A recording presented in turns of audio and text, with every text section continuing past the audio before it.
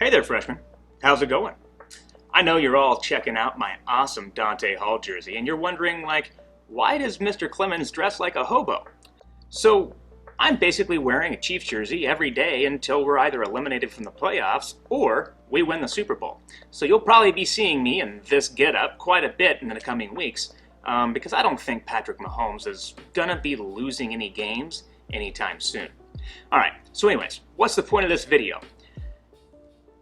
Here's what we're doing this week. If you remember, last week we were going over simple machines, which are just things that help you do work more easily. They allow you to do the same amount of work, but use less force to do it. So if you can't lift 50 pounds, you can use a simple machine that can actually help you lift that 50 pounds, or move that 50 pounds, or whatever.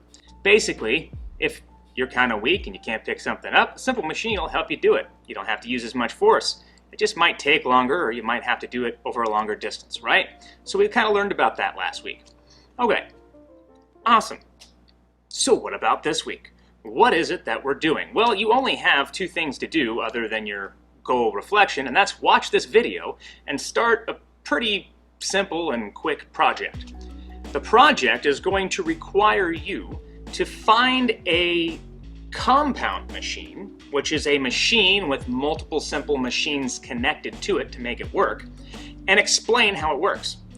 Let's think of it like, say, a crane. A crane has a pulley, it has a wheel and axle, it has a lever, it has multiple simple machines all tied into it, right? Because the crane can generally move on wheels, and it can turn, and it can operate up and down, and it can lift up large things and all of the things that cranes do. So there's multiple simple machines inside of the one machine, the crane, which is a compound machine. So what you're going to do this week is find a compound machine of some sort. I don't care what it is. If you want to do the crane, you can do the crane. That's totally fine.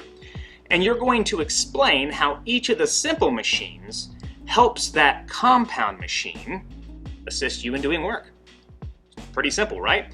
Now, you're going to have to draw a diagram showing me the simple machine and all of its parts. So you're actually going to have to draw the whole thing out and use arrows and language, actually write some stuff down and show me like, oh, this is the lever part of it, and this is how a lever works, and this is what it allows the machine to do, and break it down basically for me. You got to make sure that you're labeling everything. Don't just draw a crane and leave it at that, like, hey, this is the lever part, and this is the pulley part, and this is the wheel and axle, and this is how the wheel and axle helps it move. You get the point, right? So that's legitimately the project for the week. It can be any compound machine that you like. Preferably one that you come in contact on a daily basis. Now again, it has to have 3 simple machines in it. Can't be 2. So like scissors won't work. That's 2 wedges put together, right? So that's only 2 simple machines put together to make that compound machine. So you're looking for something that's more complicated than that. So 3 simple machines in your one compound machine. All right, now there's an opportunity to get extra credit for this. How are you going to get extra credit? If you want to build, that's right, B-U-I-L-D, build your own compound machine using 3 different simple machines, you can do that. And I will give you, let's say, 15 points extra credit. Now you have to do all of the same things as the normal project. You actually have to go through and explain that, hey, this is a thing I created, and this is what it helps me do, and here's this simple machine that's part of it, and this is what it allows it to do. And here's this simple machine that's part of my compound machine that I made, and this is what it helps do, and you get the point. So you got to do all the same amount of work, but you do the extra step of actually building it yourself. It doesn't have to be complicated, and you can go online and actually find tons of examples, because 3rd graders do this as a project to get introduced to this concept.